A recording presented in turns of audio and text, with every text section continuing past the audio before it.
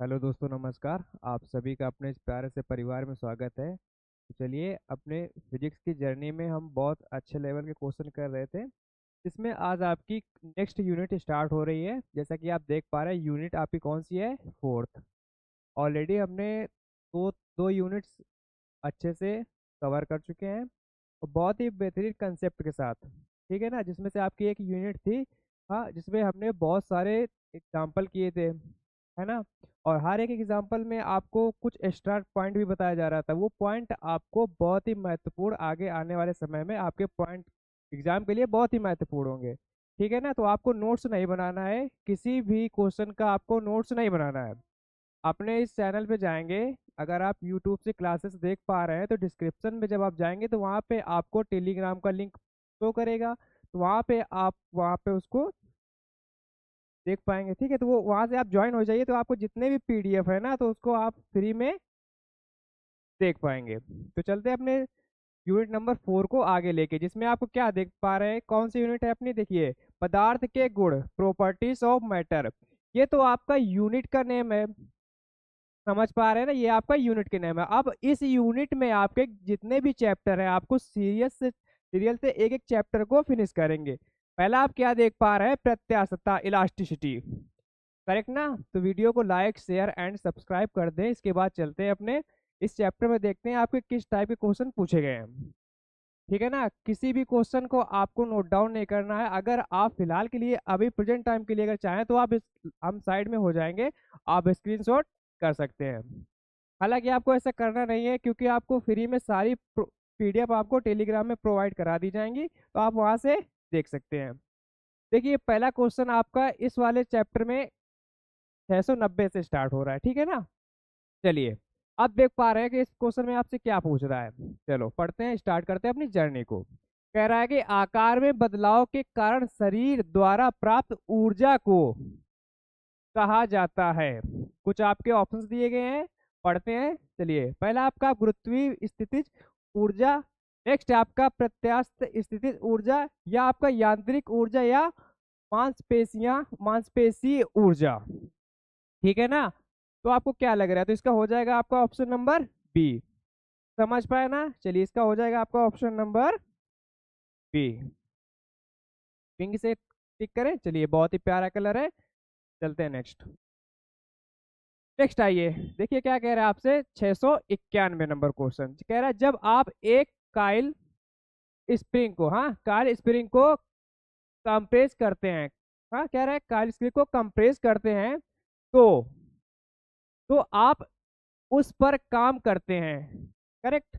इसके बाद कह रहा है प्रत्यास्थ स्थितिज ऊर्जा, क्वेश्चन मार्क, क्या है? ठीक है ना?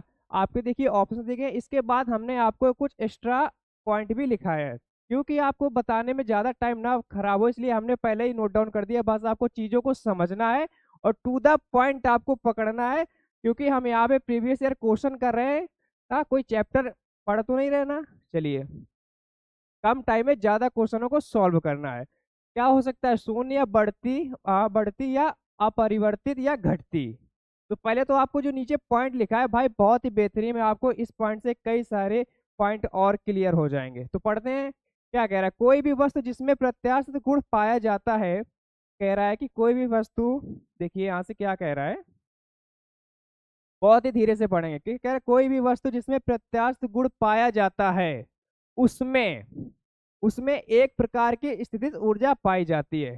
समझ पाए ना? ये बहुत ही अच्छा पॉइंट है, आपको याद में रखना है। उसमें स्थितिज ऊर्जा पाई जाती है। ठीक है? इसके बाद देखिए आगे क्या है। जैसे जैसे रबड़ या स्प्रिंग। करेक्ट ना? जब प्रत्यास्थ वस्तु स्प्रिंग को खींचा जाता है या दबाया जाता है, कह रहा है या खींचा जाता है या दबाया जाता है, तो फिर इसमें क्या प्रक्रिया होती है, क्या होता है? देखिए, इसमें स्थितिज ऊर्जा के रूप में ऊर्जा संचित हो जाती है। समझ पाए ना पॉइंट को? चलिए, फिर आगे क्या कह रहा है। किसी प्रत्यास्थ वस्तु स्प्रिंग पर जितना अधिक बल लगाया जाता है, करेक्ट ना? कह रहा है कि जितना अधिक बल लगाया जाता है, उसमें संपीड़न संपीड़न उतना ही अधिक उत्पन्न होता है। बहुत ही अच्छा पॉइंट था। आपको ये पॉइंट एक से एक बार और भी पढ़ लेना है। तो इसका क्या हो जाएगा, आप समझ पाए ना, बढ़ते ऑप्शन नंबर सी। समझ पाए ना मेरे भाई। चलिए, तो आपको देखिए, आपको देखो ये लैंग्वेज हम बताते, आप सुनते, आप शायद फिर ध्यान ना देते, इसीलिए मैंने लिखा दिया। ठीक है ना, तो इससे आपके कई सारे पॉइंट आपके क्लियर ऑलरेडी हो जाएंगे। समझ पा रहे हैं मेरी बात। चलिए चलते हैं नेक्स्ट। नेक्स्ट आइए देखिए, सीजीएस। हाँ कह रहा सीजीएस, पिंक कलर ले, बहुत ही प्यारा कलर होता है। चलिए, सीजीएस प्रणाली में विकृति, विकृति की इकाई है, क्या है, सेंटीमीटर पर किलोग्राम, या मीटर पर किलोग्राम, या कोई इकाई नहीं, या इनमें से कोई नहीं। तो आपको जो सीजीएस प्रणाली में विकृत की इकाई होती है, इसमें कोई भी इकाई नहीं होती है। समझ पाए, इसमें कोई यूनिट नहीं होती। हो जाए ऑप्शन नंबर सी, याद में रख के चलना है आगे आगे आने वाले समय के लिए। चलिए, नेक्स्ट है आपका, देखिए, बिना भंजन, बिना भंजन माने ब्रेकिंग के पदार्थ की विकृति होने की योग्यता कहलाती है।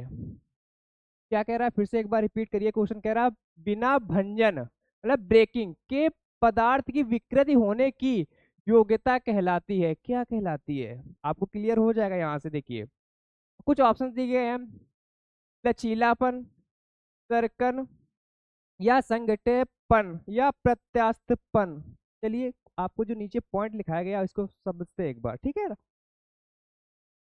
कह रहा है प्लास्टिसिटी, यदि किसी, ठीक ना, पॉइंट यहाँ से, यदि किसी पदार्थ को भार लगाकर विकृत किया जाए, ठीक है ना, लेकिन भार हटाने पर वह पुनः अपने, जब इससे भार हटाएंगे तब वह पुनः अपने, क्या देखते हैं, क्या, पुनः अपने, पुनः अपने प्रारंभिक अवस्था में ना आए, ठीक है ना, इस गुण को कहते हैं, क्या कहते हैं, ये देखिए, प्लास्टिसिटी कहते हैं। समझ पाए ना, कहते हैं।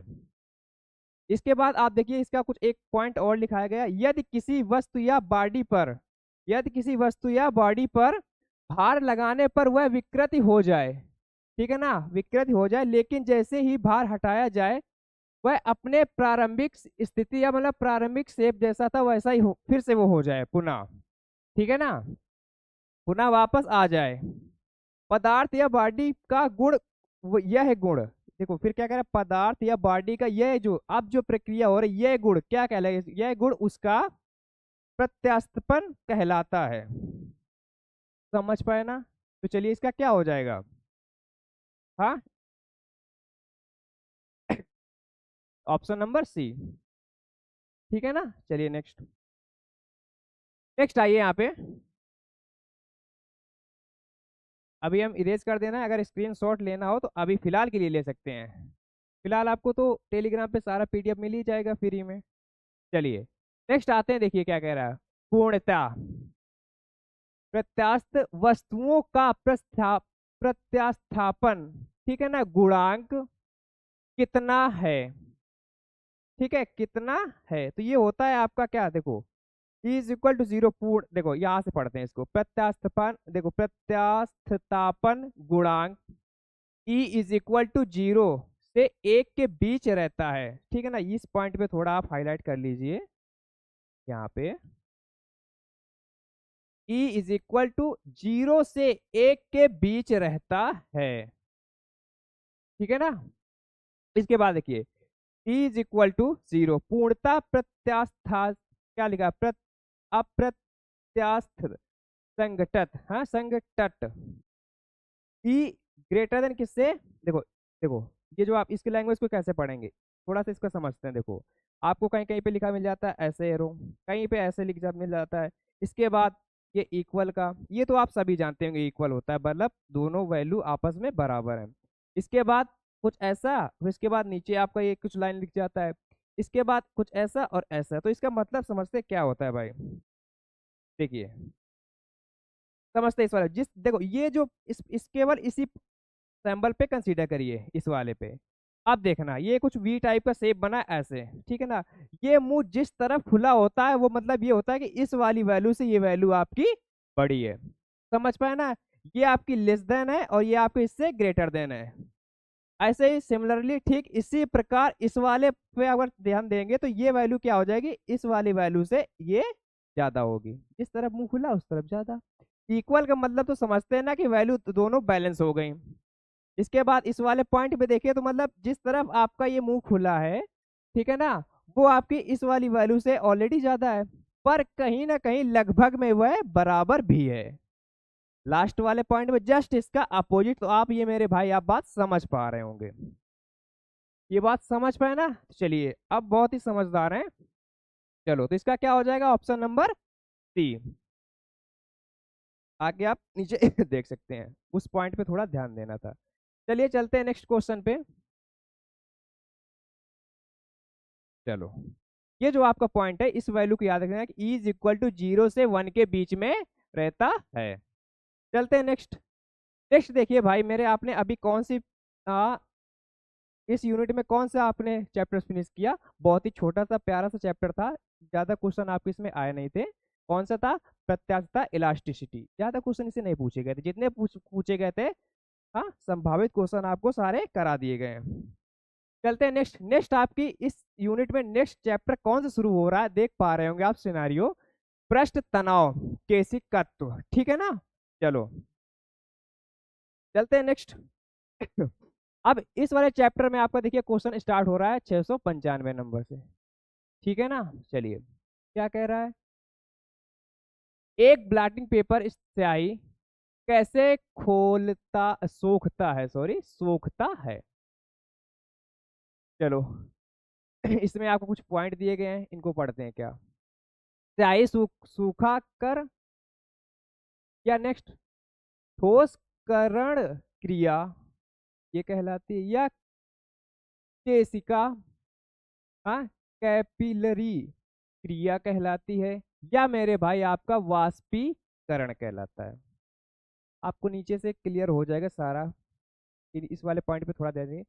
केशिका क्रिया, केशिका क्रिया, केशिकत्व, ठीक है। ऑप्शन आपको देख मतलब ये पॉइंट देखते ही आपको आंसर अपना मिल गया होगा।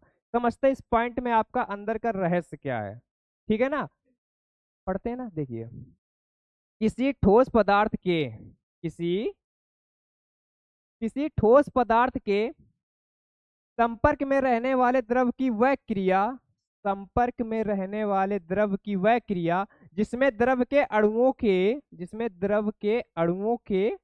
एक दूसरे के प्रति और ठोस के अणुओं के प्रति आकर्षण के फलस्वरूप द्रव का पृष्ठ पृष्ठ उठता। इस पॉइंट में ध्यान दें, द्रव का जो पृष्ठ है वह उठता या गिरता है, ठीक है ना। इसी फिर यहाँ से आपका देखिए थोड़ा सा ध्यान देना, ये तो आपका पॉइंट हो गया। इसके बाद आपका नेक्स्ट जो आपकी लाइन है उस पर भी थोड़ा आपको ध्यान देना है। इसी क्रिया द्वारा ही ब्लॉटिंग पेपर स्याही सोखता है, ठीक है ना। कौन सा पेपर? ब्लॉटिंग पेपर स्याही सोखता है। आप समझ पा रहे हैं क्यों? क्योंकि आपने ऊपर वाला ये पढ़ लिया। इसका एक अन्य उदाहरण, यदि पानी के गिलास के एक पतली खुली नालिका या नलिका डाली जाए तो केशिकत्व के कारण ही नली में पानी का स्तर गिलास के पानी के स्तर के ऊपर होता है। समझ पाए ना? एक्सपेरिमेंट आप घर पे कर लेना। तो क्या हो जाएगा इसमें, आप समझ पाए ना। चलिए यहाँ पे देखो, दो आपके पॉइंट, दो तीन पॉइंट है, उस पर आप थोड़ा हाईलाइट करिए और आगे समय में आने वाले समय के लिए आप क्वेश्चन यहाँ से बन सकते हैं, ठीक है ना। चलिए ये आपको थोड़ा एक्स्ट्रा पॉइंट था जो आपको एक्सपेरिमेंट करना है, कहाँ पे? अपने घर पे, यहाँ से ये वाला, ठीक है ना। चलिए तो इसका क्या हो जाएगा, ऑप्शन नंबर बी। चलते हैं नेक्स्ट।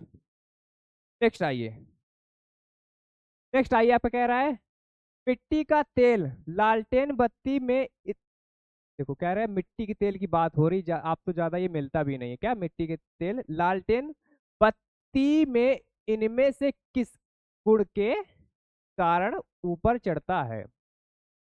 देखो अब तो लालटेन कहीं ज्यादा दिखते भी नहीं है, ठीक है ना। और जिन्होंने देखा होगा उनको पता होगा लालटेन कैसा होता है।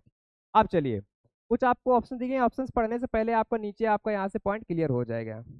समझते हैं। केश नली में द्रव के ऊपर चढ़ने या नीचे उतरने की घटना को केशिकत्व कहते हैं। क्या कहते हैं? केशिकत्व, ठीक है ना।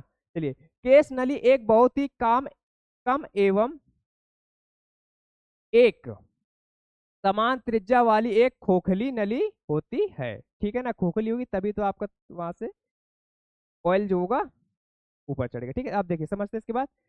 केस नली में द्रव किस सीमा तक ऊपर चढ़ेगा, यह केस नली की त्रिज्या पर निर्भर करता है। फिर देखो समझ पाया ना मेरी बात। इसके बाद केशिकत के उदाहरण कुछ आपको देखिए। ब्लॉटिंग पेपर स्याही को शीघ्र, ब्लॉटिंग पेपर स्याही को शीघ्र सोख लेता है। क्यों? क्योंकि इसमें बने छोटे छोटे छिद्र केस नली की तरह, केस नली की तरह कार्य करते हैं। लालटेन या लैंप, ठीक है, लैंप नाम तब समझ पाए होंगे ना, लैंप। चलिए, कि बत्ती में केशकत्व के कारण ही तेल ऊपर चढ़ता है। समझ पाए ना, तो क्या हो जाएगा आपका ऑप्शन नंबर 20 का केशिकत्व। चलते हैं नेक्स्ट। नेक्स्ट आइए मेरे भाई, क्या कह रहा है यहाँ से। एक द्रव की बूंद संयोजित होती है, एक द्रव की बूंद संयोजित होती है क्योंकि इसमें कणों का इसका इसका संभव क्षेत्रफल न्यूनतम करता है। ठीक है ना, इस परिघटना को कहा जाता है, क्या कहा जाता है। यहाँ से आपको पॉइंट क्लियर होगा। पढ़ते हैं क्या है? द्रव के अंदर के द्रव के अंदर के अणु, इंटरनल पार्ट की बात हो रही, ठीक है ना। ससंजक ससंजक बल, कौन सा बल?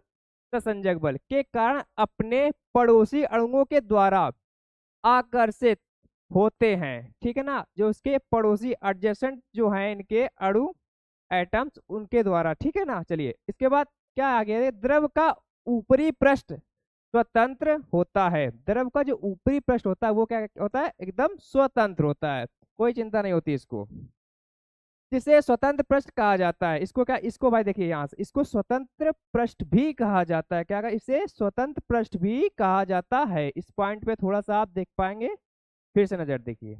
चलिए नेक्स्ट आगे इसको पढ़ते हैं। द्रव के स्वतंत्र पृष्ठ को उसके नीचे वाले अणु अपनी ओर खींचते हैं। ठीक है ना, इसके कारण द्रव का पृष्ठ, देखो स्वतंत्र पृष्ठ हमेशा तनाव में रहता है। ठीक है ना, तथा तथा इसमें कम से कम क्षेत्रफल, क्या कह रहा है, एटलीस्ट कम से कम क्षेत्रफल प्राप्त करने की प्रवृत्ति होती है। द्रव के पृष्ठ का यह तनाव ही पृष्ठ तनाव कहलाता है। क्या कहलाता है? द्रव के पृष्ठ का यह तनाव ही पृष्ठ तनाव कहलाता है। तो क्या हो जाएगा आपका ऑप्शन नंबर ए। ठीक है ना, पिंकी को बुलाइए और कह दो कि इसको क्लिक करो। चलो चलते हैं नेक्स्ट। नेक्स्ट आइए, यहाँ से क्या कह रहा है आपसे। कह रहा है जल की गिरती हुई बूंद, जल की गिरती हुई बूंद किस गुणधर्म के कारण गोलाकार होती है। जल का पृष्ठीय तनाव, जल की संपीडनशीलता, या जल का केशिकत्व, या जल की श्यानता। ठीक है ना, जल की श्यानता। इस फार्मूले पे आप थोड़ा सा गौर कीजिए, इसके बाद पढ़ते हैं इसमें क्या लिखा है। देखो, द्रव का बूंद या गिरती हुई बूंद का गोलाकार होना द्रव के अंदर पृष्ठ तनाव सरफेस टेंशन गुण के उपस्थित होने के कारण होता है। पृष्ठ तनाव T is equal to capital T is equal to capital F by L। ठीक है ना, यदि द्रव के तल पर एक आभासी रेखा, के बाद देखते हैं क्या, बहुत छोटी रेखा, मतलब आभासी का मतलब होता है मेरे भाई बहुत छोटी रेखा खींचे तो उस रेखा पर लंबवत तनाव बल लगता है। लंबवत तनाव बल लगता है, यह बल ही सतह तनाव बल कहलाता है। ठीक है ना, यह बल ही सतह तनाव बल ही कहलाता है मेरे भाई। तो क्या हो जाएगा इसका ऑप्शन नंबर ए। ठीक है, 10 जल का पृष्ठीय तनाव, ऑप्शन नंबर ए इसका करेक्ट है। समझ पाया ना। चलिए चलते हैं नेक्स्ट। नेक्स्ट आइए। नेक्स्ट भाई देखिए, ये भी बहुत ही प्यारा सा और बहुत ही छोटा चैप्टर था आपका, फिनिश होता है अब इस यूनिट का। आपका नेक्स्ट चैप्टर शुरू होता है, चैप्टर नंबर 3। क्या है आपका, द्रवों का प्रवाह, फ्लो ऑफ लिक्विड्स। ठीक है ना, ये भी बहुत ही छोटा सा लग रहा है चैप्टर है, समझते हैं ना। पहले तो इसके देखते हैं किस टाइप के क्वेश्चन आपसे पूछे जाएंगे। चलते हैं। देखिए कितने इस चैप्टर में आपको छोटे छोटे इस यूनिट में आपको छोटे छोटे चैप्टर हैं जो कि बहुत ही कम टाइम पूछे जाते हैं और ज्यादा क्वेश्चन इससे नहीं पूछे जाते हैं। इसमें आपके न्यूमेरिकल बहुत ही, इन केस कभी मेथड बन गया तो पूछ लिया गया, वरना आपका न्यूमेरिकल यहाँ से बनता ही नहीं है। ठीक है ना, इसमें देखते हैं। देखिए बहुत ही अच्छा है सिनारियो, इसको समझेंगे। 699 नंबर, ठीक है, चैप्टर नंबर 3 चल रहे हैं इस यूनिट का। इस देखते हैं इसमें क्या है। एक टैंक को एक सॉरी, कह रहा है कि एक टैंक को एक समान क्षैतिज त्वरण से एक द्रव, समझना मेरे भाई, बहुत ही प्यारा बहुत ही अच्छा क्वेश्चन है। कह रहा है एक टैंक को एक समान क्षैतिज त्वरण से एक द्रव आंशिक रूप से भरा गया है।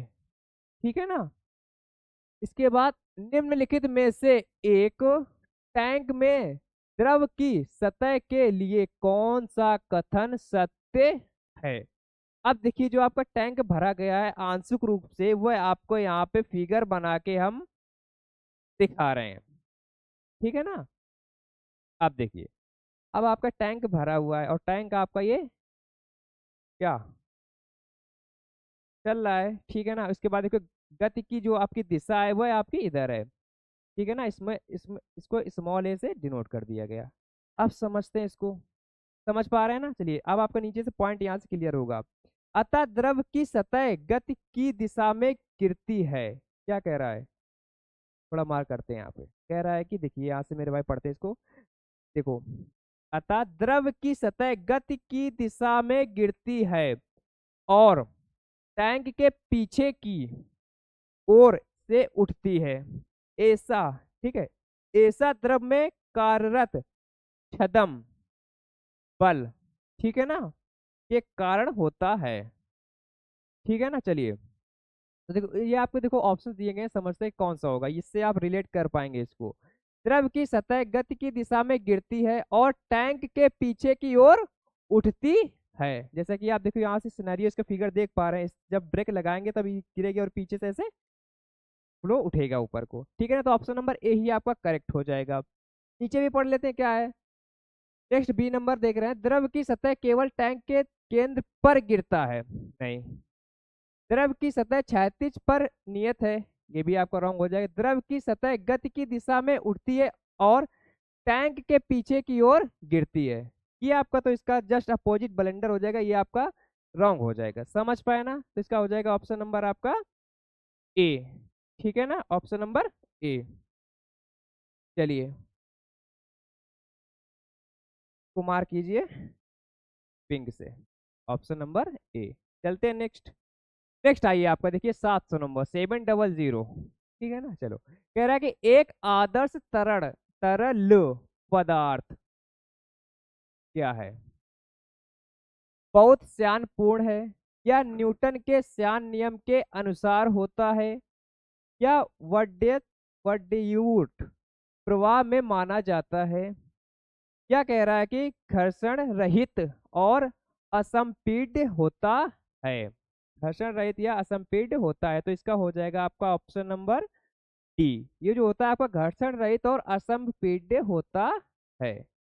ठीक है ना, कौन सा, एक आदर्श तरल पदार्थ। चलते हैं नेक्स्ट।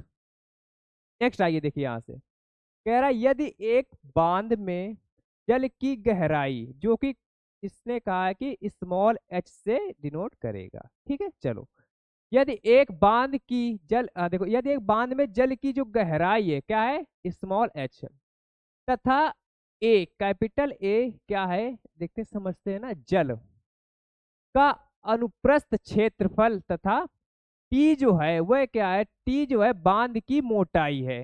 टी जो है वह क्या है, बांध की मोटाई है। तब तब आगे क्या कहते हैं, तब बांध की दीवार पर लगने वाला दाब किस प्रकार निर्भर होगा। कह रहा है तब ये बांध में लगने वाला जो दाब है किस प्रकार निर्भर होगा। देखिए यहाँ से थोड़ा सा इसको समझते हैं। जल द्वारा बांध की दीवार पर लगाया गया जो क्षैतिज बल है तो क्या है इसका फार्मूला आप याद रखें, क्या P is equal to capital W power into small h square by 2, ठीक है ना। P डायरेक्टली प्रोपोर्शनल टू क्या होता है, स्मॉल h पावर 2 प्लस में वो भी, ठीक है। इसके बाद समझते हैं क्या, अतः जल द्वारा बांध की दीवार पर लगाया गया क्षैतिज क्षैतिज दाब, क्या कह रहा है, अतः जल द्वारा बांध की दीवार पर लगाया गया क्षैतिज दाब भरे जल, ठीक है ना, भरे जल की ऊंचाई पर निर्भर करता है, किस पे, जो आपका जल भरा है ना उसकी ऊंचाई पर निर्भर करता है, ठीक है ना। चलिए तो इसका हो जाएगा आपका ऑप्शन नंबर डी, ठीक है ना, इनमें से कोई नहीं, जैसे कि आप देख पा रहे हैं कोई भी इसमें से मैच नहीं कर, में से कोई नहीं। चलो चलते हैं नेक्स्ट। नेक्स्ट आइए, नेक्स्ट कह रहा है 702 नंबर क्वेश्चन पे भाई मेरे पहुंच चुके हैं अभी तक हम। कह रहा है जब पानी से भरे हुए एक बीकर में एक कार्क और, जब पानी से भरे हुए एक बीकर में एक कार्क और कील को रखा जाता है तो कार्क तैरता है, कह रहा तो कार्क तैरता है जबकि कील डूब जाती है किसमें, पानी में। इसके पीछे का रहस्य कारण पूछना चाह रहा है कि क्या है, ठीक है ना। पॉइंट पढ़ते हैं, आपको यहाँ से क्लियर हो जाएगा भाई, बहुत ही इजीली आप बता पाएंगे। पहला पढ़ते हैं क्या कह रहा है, कार्क का घनत्व पानी के घनत्व से अधिक है या लोहे की कील का घनत्व पानी के घनत्व से अधिक है, ठीक है ना। ये आपका ऑप्शन नंबर बी जो है आपका करेक्ट हो पाएगा। समझ पाए ना, देखिए लोहे की कील का जो घनत्व है वह पानी के घनत्व डेंसिटी से, जो आपका घनत्व है उससे अधिक है, तभी तो वह डूब जाएगा। नीचे जो बचे हैं उसको भी थोड़ा पढ़ लेते हैं, क्या है आपके साथ खेल रहा है ये। लोहे की कील का द्रव्यमान कार्क के द्रव्यमान से अधिक है, नहीं ये तो रंग हो जाएगा। या कार्क का द्रव्यमान लोहे की कील के द्रव्यमान से अधिक है। समझ पाए ना, तो क्या ऑप्शन नंबर इसका आप मेरे भाई बी ही करेक्ट करेंगे, ठीक है ना। चलिए चलते हैं नेक्स्ट। नेक्स्ट आइए, कह रहा है कि बर्नौली का प्रमेय, बर्नौली प्रमेय की बात हो रही है, क्वेश्चन मार्क, क्या आएगा ब्लैंक जगह पे, के संरक्षण के सिद्धांत पर आधारित है, किसके, संवेग, बल, द्रव्यमान या ऊर्जा। तो ये मेरे भाई आपका बर्नौली का प्रमेय ऊर्जा के संरक्षण के सिद्धांत पर आधारित है, ठीक है ना। तो किसका हो जाएगा ऑप्शन नंबर ये डी, ठीक है ना, किसमें, ऊर्जा के संरक्षण पर आधारित है। चलते हैं नेक्स्ट। नेक्स्ट आपका ये न्यूमेरिकल है, देखो इस वाले आपके चैप्टर में न्यूमेरिकल पूछ लिया गया। कह रहा है एक दीवार द्वारा एक दीवार द्वारा उत्पन्न बल क्या होगा, जिस पर सामान्य रूप से 10 मीटर पर सेकंड की गति से 10 मीटर पर सेकंड की गति से पानी गिर रहा हो और इस संरचना 0.001 मीटर क्यूब पर सेकंड हो, ठीक है ना। ये कह रहा है, देखिए इसको समझते हैं आप। जो आपका गिवन है वो आपने लिखे v इज इक्वल टू का v की वैल्यू क्या है 10 मीटर पर सेकेंड, कैपिटल की वो है आपका 1 × 10⁴मीटर क्यूब पर सेकेंड, ठीक है। जब आप इसको कन्वर्ट करेंगे तो आपको ये आ जाएगा, ठीक। इसके बाद देखो f इज इक्वल टू, फिर जब आप इसको इस वाले फॉर्मूले में सारी वैल्यू जब आप पुट कराएंगे मेरे भाई, तो देखिए यहाँ से बात आती है कि इसको कैसे सॉल्व करेंगे, ठीक है ना। अब देखिए यहाँ से ये आपके प्लस की वैल्यू में आपके देखिए यहाँ से इसको इस वाले पॉइंट को आपका सेंटर कीजिए, देखो ये 10⁻⁴ है और यहाँ से देखिए 3 जीरो यहाँ और मेरे भाई 1 जीरो यहाँ, जब आप इसका आप आपस में इंटू कराएंगे तो ये भी तो आपका 1 जीरो इसमें इंक्लूड हो जाएगा और गुणा में आपकी जो पावर घाते होती हैं वे आपकी इंक्लूड होती हैं, मतलब जुड़ती हैं, ऐड होती हैं, तो कितना पावर आपकी दोनों में सेम दिख जाएगी। तो यहाँ से हो जाएगा 10⁻+4, ठीक है ना, इंटू 10⁻⁴। ठीक है ना। तो आपका आ जाएगा केवल आपका 1 बचेगा, आपका 1 न्यूटन। ऑप्शन नंबर आपका ए जो कि आपका करेक्ट है। समझ पाए ना। चलिए, कुछ नहीं था, वापस आपको ये फॉर्मूला याद होना चाहिए था, देन आप वैल्यू पुट करते, फाइनली आप आंसर निकाल पाते। चलते नेक्स्ट, 705 नंबर क्वेश्चन। कह रहा है द्रवों में घर्षण को क्या कहा जाता है। यहाँ से आप पॉइंट पढ़िए, सारे पॉइंट आपके क्लियर हो जाएंगे। द्रवों में घर्षण को श्यानता कहा जाता है। क्या कहा जाता है? द्रवों में जो घर्षण होता है इसको क्या कहा जाता है मेरे भाई? श्यानता कहते हैं। ठीक है ना। चलिए, कहा जाता है श्यानता तरल का वह गुण है। श्यानता तरल का वह गुण है जिसके कारण तरल उन बलों का विरोध, किन बलों का विरोध करता है, आगे यहां से समझ पाते हैं, जो उसके स्वरूप को बदलना चाहते हैं। कि अरे भाई, जो मेरा आकार है वो अब मेरा क्यों बदल रहा है, तो जस्ट उसके विरोध में तो हो ही जाएगा।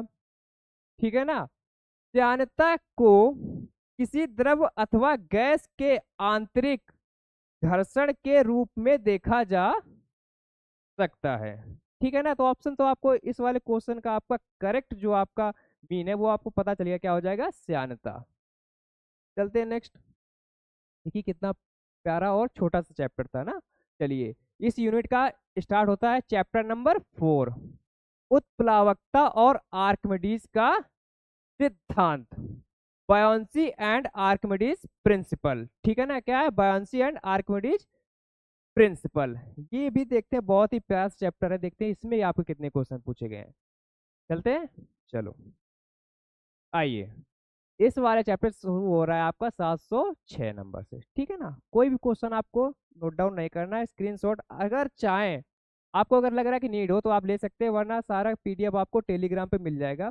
और टेलीग्राम आप ज्वाइन करेंगे मेरे भाई, तो वहाँ पे आपके जो अदर आपके आपके जो, देखो, आपके यूट्यूब पे आपकी मैथ क्लासेस चल रही हैं। ठीक है ना। उसके बाद रीजनिंग हो गया, जीएस हो गया, इसके बाद आपने तो फिजिक्स तो चल ही रहा है, कुछ आने वाले समय में आपका केमिस्ट्री की भी क्लासेस आपको मिलेंगी, जो कि आपके प्रीवियस और आए हुए जितने भी क्वेश्चन है आपको सारे कराए जाएंगे।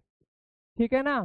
तो वीडियो को ज़्यादा से ज़्यादा लोगों तक भाई शेयर कीजिए, फ्री में सारा कुछ मटेरियल आपको दिया जा रहा है, तो आपका इतना काम तो बनता है ना कि लोगों तक पहुंचाना, वीडियो को शेयर करना। ठीक है ना। चलिए, चलते, क्या कहे, द्रव में पूर्णता आंशिक रूप से डूबे हुए किसी पिंड पर ऊपर की ओर लगने वाला जो उत्प्लावन बल होता है, ऊपर की ओर लगने वाला उत्प्लावन बल पिंड द्वारा विस्थापित द्रव के भार के बराबर होता है।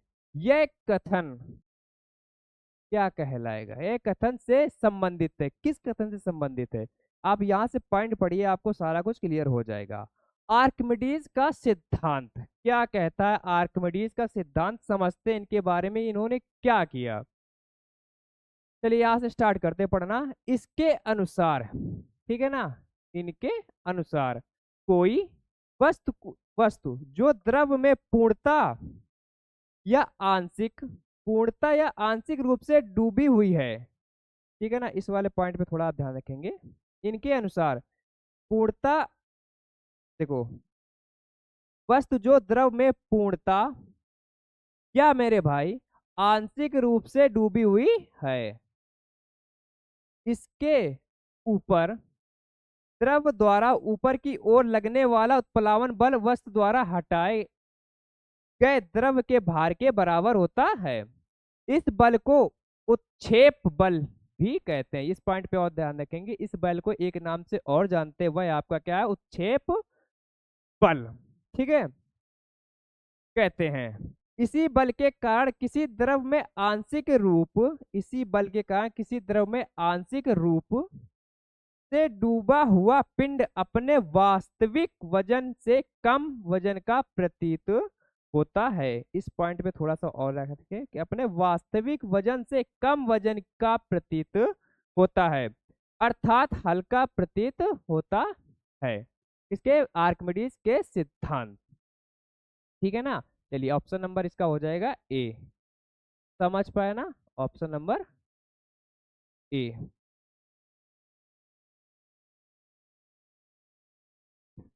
चलते हैं नेक्स्ट। नेक्स्ट आपका 707 नंबर क्या क्वेश्चन कह रहा है। कह रहा है उत्प्लावकता बायोन्सी जो है इस सिद्धांत के आधार पर जहाज पानी में तैरते हैं। क्यों तैरते हैं समझते हैं। सर्वप्रथम सर्वप्रथम इस सिद्धांत की पहचान करने का श्रेय किस वैज्ञानिक को दिया जाता है। नील्स बोर या केपलर या आर्किमिडीज या केन रूथरफोर्ड। ठीक है ना। सारे वैज्ञानिक के नाम फिर से पढ़ें, क्या लिखा है आपका। नील्स बोर, केपलर, आर्किमिडीज या केन रूथरफोर्ड। इसका क्या हो जाएगा आपका ऑप्शन नंबर सी। ठीक है ना। क्या हो जाएगा आपका ऑप्शन नंबर सी, आर्किमिडीज जी हैं। इनके सर्वप्रथम सिद्धांत का पहचान करने का श्रेय किसको जाता है, वह आपके कौन से वैज्ञानिक जी हैं, आर्किमिडीज। चलते हैं नेक्स्ट। नेक्स्ट तो देखो इसका बायोन्सी का जो आपका और एक्स्ट्रा जो क्लू पॉइंट था वो आप इस पेज पे थोड़ा सा कंसीडर कर पाएंगे और पढ़ते हैं, बहुत ही प्यारा। थोड़ा सा इस पे एक बार रीड करते हैं, चलिए। उत्प्लावकता बायोन्सी सिद्धांत के आधार पर जहाज पानी में तैरते हैं। ठीक है ना, आपने देखा होगा।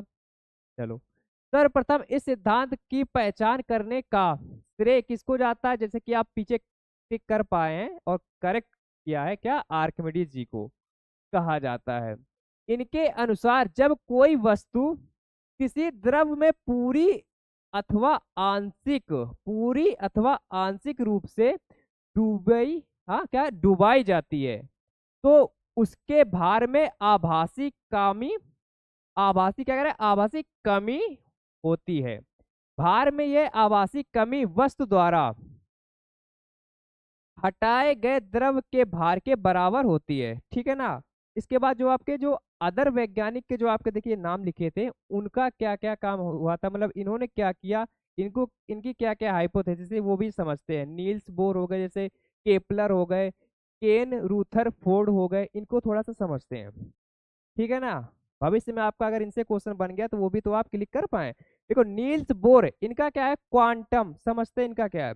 क्वांटम विचारों के आधार पर हाइड्रोजन परमाणु क्वांटम विचारों के आधार पर हाइड्रोजन परमाणु के स्पेक्ट्रम की व्याख्या की तथा नाभिकीय विखंडन का एक सिद्धांत प्रस्तुत किया है। ठीक है ना। चलो, इसके बाद आपके जो केपलर जी हैं इनका क्या श्रेय जाता है, देखो इनका सौर मंडल के ग्रहों की गति का सिद्धांत। ठीक है ना। इन्होंने क्या किया था, सौर मंडल में आपके जितने भी ग्रह हैं उनके बारे में इन्होंने अपनी कुछ अवधारणा दी। जो आपके लास्ट क्या है, केन रूथरफोर्ड, इन्होंने भैया क्या किया तो देखिए, केन रूथरफोर्ड जो है आपके न्यूजीलैंड के क्रिकेटर हैं। सॉरी, समझ पाए ना। चलिए, क्या केन रूथरफोर्ड जो है क्या है, न्यूजीलैंड के क्रिकेटर हैं। चलते हैं नेक्स्ट। बहुत ही अच्छा था, सारे पॉइंट आपके क्लियर हुए वहां से। चलते हैं आपका 708 नंबर क्वेश्चन आपसे क्या कह रहा है ये। कह रहा है कि निम्नलिखित में से कौन सा कारण किसी दिए गए कौन सा कारण किसी दिए गए द्रव, देखिए क्या दिए गए जो आपका द्रव है में वस्तु पर कार्यरत उत्प्लावन बल के परिमाण पर, इसके उत्प्लावन जो आपका बल है उसके परिमाण पर निर्भर करता है। किस पे यह निर्भर करता है, चलिए पढ़ते हैं। तरल पदार्थ का घनत्व और इसमें डूबी हुई वस्तु का द्रव्यमान। नेक्स्ट पढ़ते हैं, इनमें इनमें डूबी हुई वस्तु का वजन। या नेक्स्ट, तरल पदार्थ का घनत्व और इसमें डूबी हुई वस्तु का आयतन। ये आपका थोड़ा सा देखते हैं इसको। ठीक है, पहले तो इसको पढ़ लेते हैं। इनमें से डूबी हुई वस्तु का आकार, तो देखिए इसका क्या हो जाएगा, इसका हो जाएगा आपका ऑप्शन नंबर सी, तरल पदार्थ का घनत्व और इनमें इसमें डूबी हुई वस्तु का वॉल्यूम मतलब आयतन। ऑप्शन नंबर इसका सी जो कि आपका करेक्ट है। समझ पाए ना। चलिए, चलते हैं नेक्स्ट। नेक्स्ट आइए देखिएगा, निम्न में से कौन सा कथन गलत है। जल्दीबाजी में गलत पढ़ना छूट जाता है और आता वो क्वेश्चन आप रॉन्ग करके आ जाते हैं। तो थोड़ा सा धैर्य पूर्वक और प्यार भरी नजरों से देखते हुए क्वेश्चन को करना है रीड। कह रहा है निम्न में से कौन सा कथन गलत है। सही वाला नहीं पूछा, कह रहा है इनमें से कौन गलत है। यदि उत्प्लावक बल वस्तु के भार से कम हो तो वस्तु डूब जाती है। नेक्स्ट पढ़ते हैं, यदि उत्प्लावक बल वस्तु के भार से अधिक हो तो वस्तु तैरती है। ये तो आप देखिए नीचे आपका जो पीछे कुछ क्वेश्चन था वहां पे आपका रिपीट हुआ, तो आपका दोनों ही करेक्ट है। समझ पाए ना। चलते हैं नेक्स्ट। नेक्स्ट कह रहा है यदि उत्प्लावक बल, कह रहा है यदि उत्प्लावक बल वस्तु के भार से कम हो तो वस्तु तैरती है। भाई ये ना, ये तो आपका इसके अकॉर्डिंग ये हो जाएगा आपका रॉन्ग, क्योंकि कह रहा है गलत। ठीक है, और गलत है तो इसके बाद इस क्वेश्चन में कह रहा है गलत ही तो आपको ढूंढना है। जब गलत ही ढूंढना है तो आपका ये सही वाला हो जाएगा गलत। ठीक है ना। चलिए, बाकी आपके ये रॉन्ग रहेंगे। चलते हैं नेक्स्ट। नेक्स्ट कह रहा है उत्प्लावन बायोंसी का केंद्र हमेशा क्या गुरुत्व केंद्र के संपाती होता है, या विस्थापित द्रव के आयतन के केंद्र के संपाती होता है, या गुरुत्व केंद्र के ऊपर स्थित होता है। यह कह रहा है मेरे भाई कि आप अगर अब तक ना समझ पाए तो एक पॉइंट मैं आपको और दे रहा हूं, शायद यही आपका सही होगा। गुरुत्व केंद्र के नीचे स्थित होता है। तो इसका हो जाएगा आपका ऑप्शन नंबर बी। विस्थापित द्रव के आयतन के केंद्र के संपाती होता है ये। ठीक है ना, क्या केंद्र के संपाती होता है। ठीक है ना, ऑप्शन नंबर बी। चलते हैं नेक्स्ट। नेक्स्ट आइए, कह रहा है कि किस सिद्धांत या नियत, कह रहा है किस सिद्धांत या नियम के आधार पर वस्तुएं पानी में, जो आपकी वस्तुएं हैं वो पानी में क्या कह रहा है तैरती हैं। किस सिद्धांत के आधार, आप समझ पाए देखते ही आप कर देंगे टिक। समझते क्या, न्यूटन की गति का तीसरा नियम, न्यूटन्स लॉ ऑफ मोशन आपको चैप्टर पढ़ाया था, उसमें आपको कई ढेर सारे आपको एग्जांपल कराए थे ना, तो वो चैप्टर आपका आपके जो आपके क्वेश्चन ज्यादा बनते हैं ना, तो उस चैप्टर से आपको सारे पॉइंट क्लियर होंगे। तो ये आपको यहाँ पे किसने आपको यहाँ पे कह दिया कि आपको सही होगा। फैराडे का नियम या देखो आर्किमिडीज का सिद्धांत। तो आप समझ पा रहे हैं ऑप्शन नंबर सी। ठीक है ना। और ये चैप्टर जो आपको मैंने पढ़ा रखा है ऑलरेडी, इसमें कई ढेर सारे आपको एग्जाम्पल न्यूमेरिकल कराए हैं, तो भाई आप रिकॉर्डेड फॉर्म में आप जाएंगे तो वहाँ पे सारी क्लासेस आप देख पाएंगे। ठीक है ना। तो इस चैप्टर को थोड़ा सा देखना जाके आप समझ पाए ना। चलिए चलते हैं नेक्स्ट। नेक्स्ट आइए क्या कह रहा है, जब किसी पिंड को किसी द्रव में पूर्ण या आंशिक रूप, कह रहा है पूर्ण या आंशिक रूप से डुबोया जाता है, तब यह पिंड विस्थापित द्रव के भार, तब ये कह रहा तब ये जो पिंड है विस्थापित द्रव के भार के बराबर एक उत्क्षेप बल, उत्क्षेप बल का अनुभव करता है। किसका, कौन सा बल, उत्क्षेप बल का अनुभव करता है। इसे किस सिद्धांत के रूप में जाना जाता है। आर्किमिडीज जी हैं, और उसके बाद समझते हैं इसको थोड़ा सा। आर्किमिडीज, आर्किमिडीज सिद्धांत जो है इसके बारे में एक बार और देखते हैं। जब किसी वस्तु को किसी द्रव में डुबोया जाता है तो वस्तु का एक ऊर्ध्वाधर बल ऊपर की ओर कार्य करता है। ठीक है ना, उत्प्लावन बल कार्य करता है, उल्टापन बल ठीक है करता है, जिसे उत्प्लावन बल कहते हैं। ठीक है ना, जिसे उत्प्लावन बल कहते हैं। इसका मान वस्तु द्वारा हटाए गए द्रव के भार के बराबर होता है। जैसे कि आप पीछे आपने एक पॉइंट देखा भी था, सेम यही लाइन लिखी थी, आपका करेक्ट भी था। ठीक है ना। चलो, इसके बाद उत्प्लावन बल का मान वस्तु की द्रव में गहराई, किसके, वस्तु में द्रव की गहराई पर निर्भर नहीं करता है। ठीक है ना, ये आपकी गहराई पर निर्भर नहीं करता है। यह द्रव के घनत्व तथा वस्तु के आयतन के सीधे समानुपाती होता है। इक्वल नहीं, समानुपाती होता है। ठीक है, तो इसका क्या हो जाएगा करेक्ट ऑप्शन नंबर आपका बी, आर्किमिडीज सिद्धांत। चलते नेक्स्ट। नेक्स्ट कह रहा आर्किमिडीज के सिद्धांत के अनुसार, किसके, आर्किमिडीज जी के सिद्धांत के अनुसार किसी द्रव में डूबे हुए पिंड द्वारा अनुभव किया जाने वाला उत्प्लावन बल निम्न में से किसके बराबर होता है? पिंड और द्रव का कुल भार, या पिंड द्रव द्वारा विस्थापित द्रव का भार, या पिंड का भार या कुल द्रव का भार। तो ये हो जाएगा आपका ऑप्शन नंबर बी। ठीक है ना, पिंड द्वारा विस्थापित द्रव का भार, ऑप्शन नंबर बी। चलते हैं नेक्स्ट। नेक्स्ट देखिए यहाँ पे आपके दो क्वेश्चन एक ही स्लाइड में आ गए हैं, छोटे छोटे थे, समझते हैं क्या कह रहा है। पानी के द्वारा ऊपर की तरफ लगाया गया बल क्या कहलाता है? गुरुत्वाकर्षण शक्ति, कहाँ पे गुरुत्वाकर्षण यहाँ पे आ गया, घनत्व नहीं, घर्षण नहीं, ये आपका क्या हो जाएगा, उत्प्लावन बल। नेक्स्ट आपने जो आपका यहाँ पे देखो पढ़ा था ना ये वाला, बार बार इसीलिए आपको यहाँ पे पॉइंट हमने लिखा दिए, क्या, उत्प्लावन बल, उत्प्लावन बल, उत्प्लावन बल। ठीक है ना, चलो क्या हो जाएगा आपका उत्प्लावन बल,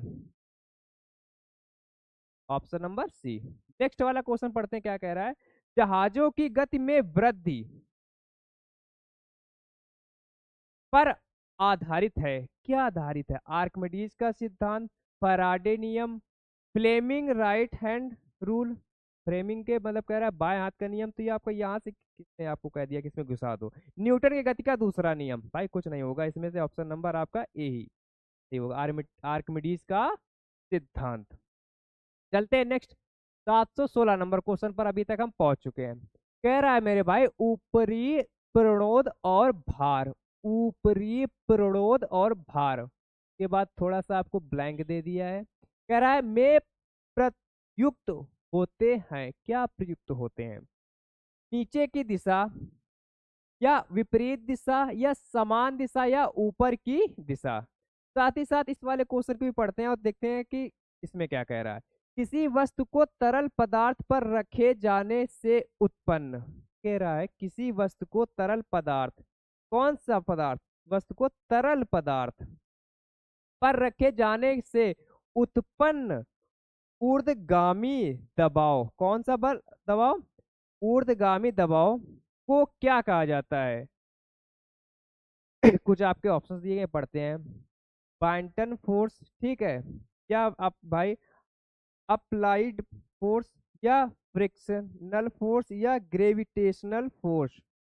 तो साथ ही साथ समझ लिया दोनों क्वेश्चन की लैंग्वेज को, आप समझते हैं कि कौन सा आपका करेक्ट है। ठीक है ना, देखिए ऊपरी प्रणोद और भार, इसमें हो जाएगा आपका ऑप्शन नंबर बी। ठीक है, क्या हो जाएगा, विपरीत दिशा में होते हैं। ठीक है ना, क्या ऊपरी प्रणोद और भार जो होते हैं क्या, विपरीत, हमेशा विपरीत दिशा में होते हैं। ठीक है ना, और इस वाले का क्या हो जाएगा आपका, इस वाले का हो जाएगा आपका option number A, buoyant force. कौन सा फोर्स, बायंट फोर्स। ठीक है ना, चलो चलते हैं नेक्स्ट। नेक्स्ट देखिए यहाँ से कह रहा है, एक डूबे हुए पिंड पर पानी द्वारा, एक डूबे हुए पिंड पर पानी द्वारा लगाए जाने वाले उत्प्लावन बल का दूसरा नाम पूछ रहा है कि क्या है? अरे इसका दूसरा नाम भी होता है, आपको पता ही नहीं था, हमें भी नहीं पता था, तो पढ़ते हैं ना नीचे से, देखो देखिए क्या कह रहा है। एक डूबे हुए पिंड पर पानी द्वारा लगाए जाने वाले उत्प्लावन बल का दूसरा नाम है आपका उत्क्षेप बल। कौन सा बल, उत्क्षेप बल। तो आपको ये भी याद रखना है कि इस नाम को एक नाम से और जाना जाता है, वो बहुत ही प्यारा सा नाम है आपका, क्या, उत्क्षेप बल। ठीक है ना, चलिए चलिए नेक्स्ट आपका देखिए क्या कह रहा है। 719 नंबर क्वेश्चन कह रहा है कि यदि यदि आप एक गिलास को पानी और यदि आप एक गिलास को पानी और बर्फ से पूरी तरह भरते हैं, ठीक है ना, पानी और बर्फ से अब पूरी तरह आपने उसको ऊपर तक जब भर दिया है इस गिलास को, ठीक है ना, ऊपर से आपने आइस भी डाल दी और पानी भी है, और बर्फ पूरी तरह गल जाती है तो क्या होगा? बहुत ही अच्छा है। जल बाहर बहने लगेगा, या सारी बर्फ तली, कह रहा है या सारी बर्फ तली में बैठ जाएगी, या जल स्तर पूर्ववत रहेगा, जैसे पहले था वैसा ही रहेगा। क्या कह रहा है? बर्फ बर्फ लगने के साथ साथ, बर्फ, सॉरी लगने नहीं, गलने, हाँ मतलब मेल्ट जब होगी, गलने के साथ साथ जल स्तर कम होगा, या एक पॉइंट हम कह देते हैं कि क्या ये ज्यादा होगा। तो देखिए आपका हो जाएगा जैसा आपका सेब पहले था वैसा ही रहेगा, बर्फ जब पिघल जाएगी आपका उतना ही पानी रहेगा। ऑप्शन नंबर आपका सी ही आपका करेक्ट है, जल स्तर पूर्ववत रहेगा। समझते हैं आपका नीचे से पॉइंट क्या है। जब एक गिलास को पानी और बर्फ से पूरी तरह भरते हैं, ये आपका क्वेश्चन ही बन गया जो आपको यहाँ पे लिखा है, ठीक है ना। चलो, और बर्फ पूरी तरह गल जाती है, जब बर्फ पूरी तरह गल भी जाती है तब भी जल स्तर पूर्ववत रहता है। जैसा था मेरे भाई आपका वैसा ही रहेगा, ना पानी कम दिखेगा आपको ना ज्यादा। अब वो बात अलग है, आपका चल रहे हैं कि कहीं पे तो आपका ऐसे थोड़ा सा ऐसे कर दिया, थोड़ा सा छलक गया, गिर गया, तो आपके ऊपर है ना। चलिए, जैसा है, अगर उसमें जूस होगा तो आप कैसे भी कर ले, किसी भी परिस्थिति में हो, फिर आप गिरने नहीं देंगे, पहले तो आप उसको पी ही जाएंगे, ही रहेगा, क्योंकि आर्किमिडीज के नियमानुसार बर्फ द्वारा उतना, किसके अनुसार कह रहा है? क्योंकि क्योंकि आर्किमिडीज के नियमानुसार बर्फ द्वारा उतना ही पानी विस्थापित किया जाएगा जितना उसका आयतन मतलब वॉल्यूम था, या जैसा आप गिलास रहेंगे उसका उसके अकॉर्डिंग आपका आयतन रहेगा, ठीक है ना। तो पॉइंट आप समझ पाए ना, क्या जैसा था जिस शेप में, मतलब जितना पानी था आपका उतना ही पानी रहेगा। या आप घर पे आप एक्सपेरिमेंट करके देख लेना, बहुत ही मजा आती है एक्सपेरिमेंट करने में। चलते हैं, नेक्स्ट कह रहा है 720 नंबर क्वेश्चन आपसे, यदि कोई वस्तु डूबती है, यदि कोई कोई भी वस्तु डूबती है तो वस्तु पर तरल द्वारा प्रयुक्त, कह रहा है तो वस्तु पर तरल द्वारा प्रयुक्त उत्क्षेप बल क्या कहलाता, क्या होगा? यहाँ से आपको सारे पॉइंट क्लियर हो जाएंगे। पढ़ते हैं कि ऑप्शंस क्या दिए गए हैं आपके, वस्तु के भार से अधिक, या वस्तु के भार के बराबर, या वस्तु के भार से कम, या शून्य। तो आप यहाँ से पता लगा पाएंगे। देखिए, अब सबसे पहले तो इसकी जो आपकी स्टेटमेंट है आपकी कितनी है, 1 2 एंड 3, ये स्टेटमेंट आप पढ़ लेंगे या हम बता दें? ठीक है, तो इसका हो जाएगा आपका ऑप्शन नंबर सी, वस्तु के भार से कम रहता है मेरे भाई, क्या वस्तु के भार से कम। बाकी जो आपकी स्टेटमेंट है आप भाई पढ़ लेना, ठीक है ना। चलो चलते हैं नेक्स्ट। नेक्स्ट आपका 721 नंबर क्वेश्चन कह रहा है, उत्क्षेप बल और भार कार्य करते हैं, उत्क्षेप बल और भार कार्य करते हैं कैसे? नीचे की ओर, या विपरीत दिशा में, या ऊपर की ओर, या समान दिशा में करते हैं। तो क्या लग रहा है इसमें? हो जाएगा आपका ऑप्शन नंबर बी, ठीक है ना। क्या हो जाएगा आपका ऑप्शन नंबर बी, विपरीत दिशा में, दिशाओं में। आपने ऐसा क्वेश्चन आपने किया भी है, ठीक है ना। चलो चलते नेक्स्ट। नेक्स्ट कह रहा है, किसी द्रव तल से, तल के, किसी द्रव तल के लंबवत कार्य करने वाला बल क्या कहलाता है? उत्क्षेप, दाब, या बलाघूर्ण, या खिंचाव। ये आपका हो जाएगा आपका ऑप्शन नंबर ए, ठीक है ना, उत्क्षेप, इसको इस नाम से भी जाना जाता है। चलते हैं, और इसके जो आपका समझने के लिए उत्क्षेप को फिर से हमने आपको यहाँ पे नोट डाउन करा दिया, तो इस पॉइंट को आप पढ़ लेंगे तो आपके लिए ही अच्छा रहेगा। चलते हैं नेक्स्ट। नेक्स्ट देखिए आपका 723 नंबर क्वेश्चन कह रहा है, जब किसी वस्तु को पानी में डुबोया जाता है, जब किसी वस्तु को पानी में डुबोया जाता है तो उस पर ऊपरी बल कार्य करता है, ऊपरी बल कार्य करता है, इस बल को क्या कहा जाता है? बहुत ही बेहतरीन, ऑप्शन नंबर बी, उत्प्लावक बल, ठीक है ना। चलते हैं नेक्स्ट।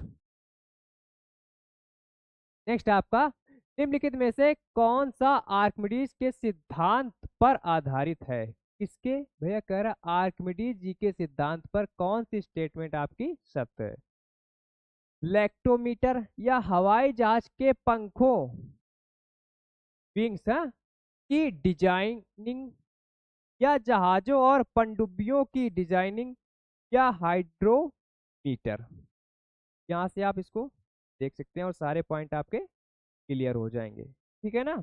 इसका हो जाएगा आपका ऑप्शन नंबर बी, हवाई जहाज के पंखों की डिजाइनिंग के लिए। ठीक है ना? चलो समझ पाए ना? पंखों की ऊपर ऊपर काम नीचे ज्यादा बनता है। बाकी तो आप सादा कुछ यहाँ से देख पाएंगे। देखो कह रहा है कि निम्न में से क्या आर्किमिडीज के सिद्धांत पर आधारित नहीं है?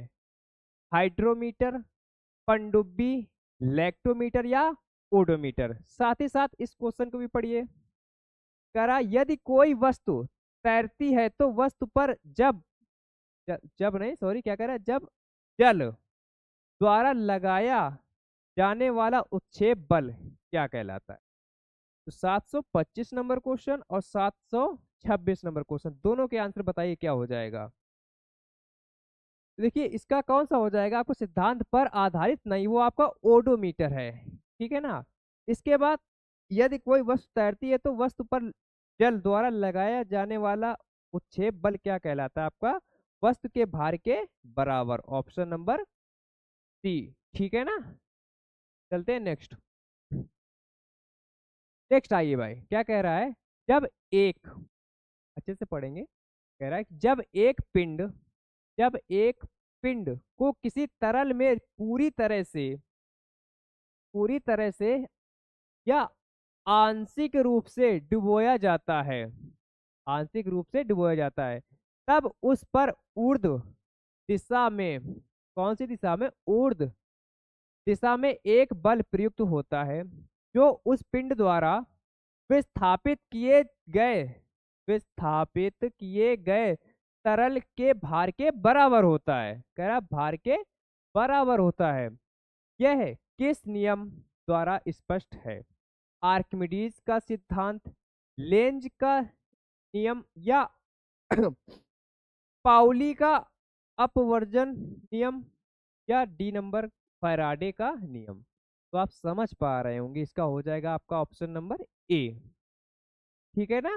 ऑप्शन नंबर ए, आर्किमिडीज जी का सिद्धांत। चलते नेक्स्ट क्वेश्चन पढ़िए, क्या है? उत्प्लावन बल का परिमाण तरल के ब्लैंक क्या आएगा पर निर्भर करता है? द्रव्यमान, घनत्व, तापमान या आयतन? तो इसका हो जाएगा आपका ऑप्शन नंबर बी, घनत्व। चलते हैं नेक्स्ट। नेक्स्ट आइए, क्या कह रहा है? उत्प्लावन बल का द्रव के घनत्व और आयतन पर निर्भर करता है क्या? दिशा, परिमाण, शक्ति या ऊर्जा? तो इसका हो जाएगा आपका ऑप्शन नंबर बी, परिमाण। ठीक है ना? चलते हैं नेक्स्ट। नेक्स्ट मेरे भाई यहाँ पे इस यूनिट का नेक्स्ट चैप्टर स्टार्ट हो रहा है जो कि आपका क्या है? 5 नंबर, दाब यानी प्रेशर। इसको पढ़ते हैं। अभी तक जितने भी चैप्टर किए बहुत ही कम क्वेश्चन इससे पूछे गए हैं। अब देखते हैं इसमें 730 नंबर से इसे स्टार्ट हो रहा है। दबाव को किससे से मापा जाता है? किसको? दबाव को। द्रव्यमान एवं घनत्व, किए गए कार्य या बल एक क्षेत्रफल या बल एवं क्षेत्रफल या बल एवं दूरी? तो यहाँ से आपका पॉइंट क्लियर हो जाएगा। देखिए समझते हैं। दबाव को बल एवं क्षेत्रफल में मापा जाता है। किसमें? दबाव जो आपका, इसको किसमें मापा जाता है? इसको मापा जाता है बल एवं क्षेत्रफल में। किसमें?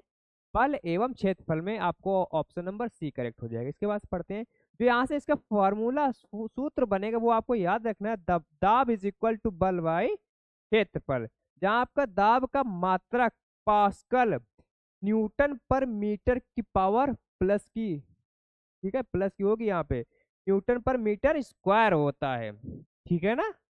चलो चलते नेक्स्ट।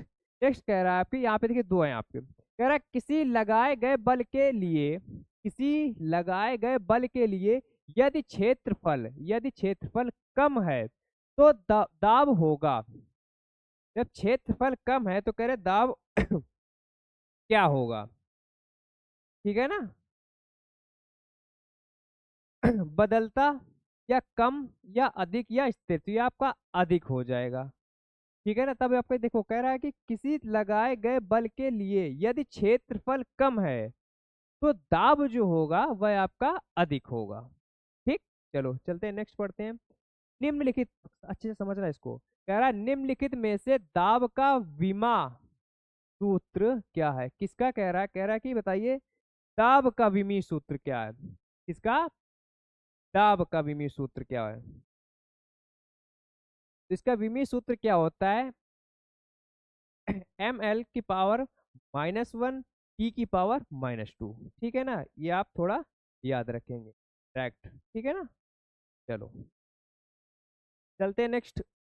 नेक्स्ट आपका देखो दाब को के रूप में परिभाषित किया जाता है, किसके रूप में परिभाषित किया जाता है दाब को, द्रव्यमान और त्वरण का गुणनफल, भार प्रति इकाई आयतन या द्रव्यमान प्रति इकाई आयतन, या प्रणोद थ्रस्ट प्रति इकाई क्षेत्रफल। इसका हो जाएगा आपका ऑप्शन नंबर डी, प्रणोद थ्रस्ट प्रति इकाई क्षेत्रफल, हाँ, प्रति इकाई क्षेत्रफल। चलते हैं नेक्स्ट। नेक्स्ट आपका, यदि हम किसी दिए गए बल के क्षेत्र को बढ़ाते हैं तो इसमें दाब प्रति इकाई क्षेत्रफल क्या होगी, आपसे यही तो पूछ रहा है मेरे को, ठीक है ना। दाब प्रति इकाई क्षेत्रफल क्या होगी। दाब देखो बढ़ जाता है या शून्य हो जाता है या कम हो जाता है, तो भाई इसमें आपका कौन सी प्रक्रिया होगी, कम हो जाता है, अपरिवर्तित रहता है, नहीं क्या, वो आप अपनी वैल्यू कम कर लेता है, डिक्रीज होने लगता है, ठीक है ना। चलो चलते हैं नेक्स्ट। नेक्स्ट आइए, आपका कह रहा है जैसे ही एक तरल पदार्थ की मुक्त सतह से गहराई बढ़ती है, तरल द्वारा डाला गया दबाव क्या कहलाएगा, शून्य हो जाता है, कम हो जाता है, या बढ़ जाता है, या अपरिवर्तित रहता है। इसका हो जाएगा आपका ऑप्शन नंबर सी, बढ़ जाता है, ठीक है ना। चलो नेक्स्ट पढ़िए, क्वेश्चन कह रहा है जैसे ही एक तरल पदार्थ की मुक्त सतह से गहराई कम होती है, तरल द्वारा डाला गया दबाव किस रूप में आएगा, अपरिवर्तित रहता है, शून्य हो जाता है, या कम हो जाता है, या मेरे भाई बढ़ जाता है। थोड़ा सा ब्रेक लीजिए और बताइए कौन सा आपका करेक्ट इसमें होगा। ठीक है ना, तो क्या हो जाएगा इसमें ऑप्शन नंबर डी, ठीक है, कम हो जाता है, क्या, कम हो जाता है, ऑप्शन नंबर डी आपका करेक्ट है। चलते हैं नेक्स्ट। नेक्स्ट देखिए क्या कह रहा है, ब्लैंक क्या आ सकता है यहाँ पे, में वृद्धि के साथ एक ठोस द्वारा डाले गए दाब दबाव, क्या, दबाव में कमी आती है, किसके कारण, वेग, क्षेत्रफल, संवेग, या बल। तो हो जाएगा ऑप्शन नंबर ए, क्षेत्रफल, एरिया में, ठीक है। इसको पढ़ते हैं, कह रहा है कि थ्रस्ट प्रति इकाई क्षेत्र का क्या कहा जाता है? क्षेत्र को क्या कहा जाता है? जाता है। थोड़ा टाइपिंग मिस्टेक है, आप देख लेना। करेक्ट हो गया आप। इसके बाद देखिए यहाँ से आपको पॉइंट क्लियर हो जाएगा। थ्रस्ट प्रति इकाई क्षेत्र को दाब कहा जाता है। क्या कहा जाता है मेरे भाई? दाब। ऑप्शन नंबर सी, यहाँ से आप करेक्ट कर पाएंगे। और आगे पढ़ते हैं, क्या दाब कहते हैं, थोड़ा सा आगे और पढ़ते हैं। अर्थात अर्थात किसी सतह के एकांक क्षेत्रफल पर लगने वाले बल को दाब कहते हैं। एकांक क्षेत्रफल में लगने वाले बल को क्या कहते हैं? दाब कहते हैं। यदि ए, जो कि कैपिटल ए आपका क्षेत्रफल के हाँ, कैपिटल ए से आपका क्षेत्रफल को डिनोट किया गया है, संबोधित किया गया है, के क्षेत्र पर लगने वाला बल आपका कैपिटल एफ मतलब फोर्स है, तो यहाँ से आपको फॉर्मूला बहुत ही बेहतरीन निकल के आता है। क्या होता है? दाब मतलब प्रेशर, कैपिटल पी से इसको डिनोट करते हैं। एफ जानते हैं फोर्स आपका, ए जानते हैं आपका एरिया है, तो क्या हो जाएगा? P is equal to capital F मतलब फोर्स बाय ए कैपिटल मतलब एरिया। ठीक है ना? इसका जो आपका एसआई मात्रक होता है, क्या होता है? न्यूटन पर मीटर स्क्वायर। क्या मेरे भाई आपका ये पास्कल मतलब कैपिटल पी और स्मॉल ए से पास्कल को आप संबोधित करते हैं, होता है। दोनों ही आपको वैल्यू याद रखनी है इस यहाँ से। ठीक है ना? चलते हैं नेक्स्ट। नेक्स्ट आइए, आपका 729 नंबर क्वेश्चन कह रहा है दाब किसके इक्वल में होता है? आपने अभी जस्ट फार्मूला पढ़ा, क्या होता है? दाब मतलब pressure P is equal to F by A. तो आप यहाँ से कई सारे रिलेशन निकाल सकते हैं। ठीक है ना? इसके बाद देखिए यहाँ से आपका ये वाला फार्मूला क्या बनेगा? P इज इक्वल टू पृष्ठ के लंबवत बल यानी कैपिटल एफ और पृष्ठ का क्षेत्रफल कैपिटल ए। क्या कहते हैं इसको? उत्क्षेप और इसको कहेंगे क्षेत्रफल। क्या इसको पृष्ठ के को पढ़ा था पीछे, क्या इसको इस नाम से और भी जान, क्या वो हो जाएगा आपको? उत्क्षेप बाई क्षेत्रफल आपका हो जाएगा। क्या? उत्क्षेप बाई क्षेत्रफल। कहाँ आपको दिख रहा है? ऑप्शन नंबर आपको डी। इस फार्मूले को भी आपको याद रखना है, और ये तो आपका नया कुछ देखने को मिला है। चलते नेक्स्ट। नेक्स्ट आइए, देखिए क्या कह रहा है। कह रहा है कि ऊंचाई पर उड़ते हुए विमान के केबिन, कह रहा है विमान के केबिन में के अंदर का दबाव कैसा होगा या कैसा रहेगा? बाहर के समान या बाहर से कम या बाहर की तुलना में अधिक या समुद्र तल पर सामान्य वायुमंडलीय दबाव? बहुत ही सोच समझ के देंगे, बहुत ही अच्छा सा प्यारा सा क्वेश्चन है आपका ये। ठीक है ना? तो इसका हो जाएगा आपका ऑप्शन नंबर सी, बाहर की तुलना में अधिक रहेगा। ठीक है ना? Option number c. चलते हैं नेक्स्ट। नेक्स्ट आइए यहाँ से। कह रहा है एक निश्चित तापमान पर वायु का दबाव क्या, ठीक है, के समानुपातित होता है? घनत्व, वेग, दूरी या आयतन? यहाँ से आपका पॉइंट क्लियर हो जाएगा। ठीक है ना? एक निश्चित तापमान पर वायु का जो दबाव होता है, वो दबाव या वायु दाब, ठीक है ना, दबाव या वायु दाब घनत्व के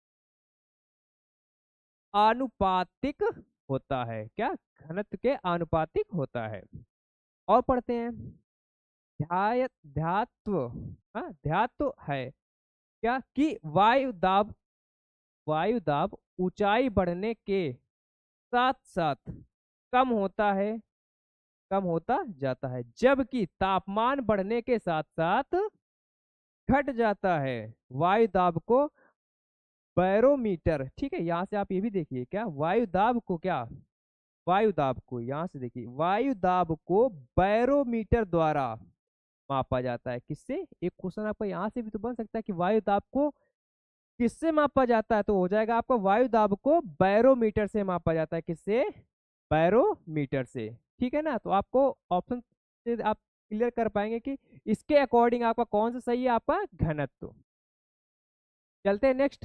नेक्स्ट कह रहा है दबाव दाब, हाँ दाब को किस प्रकार परिभाषित किया जाता है?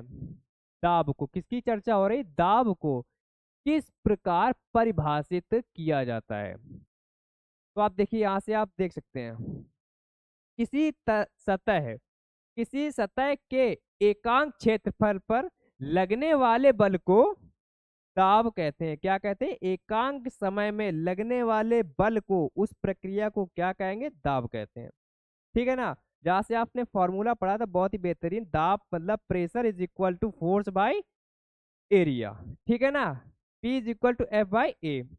दाब का एसआई सूत्र पढ़ा था, फिर से देख लेते। क्या न्यूटन पर मीटर स्क्वायर होता है?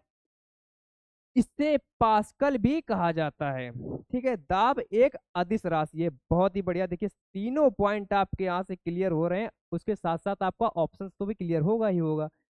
दाब का जो एसआई मात्रक होता है, फिर से आप रिकॉल कर देख पाएंगे यहाँ से, क्या न्यूटन पर मीटर स्क्वायर होता है भाई, और इसी को पास्कल भी कहा जाता है। इसके साथ साथ आपको एक पॉइंट और बता दिया गया कि क्या भविष्य में आपको यहाँ से क्वेश्चन बनेगा तो आप बता भी पाएंगे, क्या दाब का जो, दाब जो है आपका एक अदिश राशि है।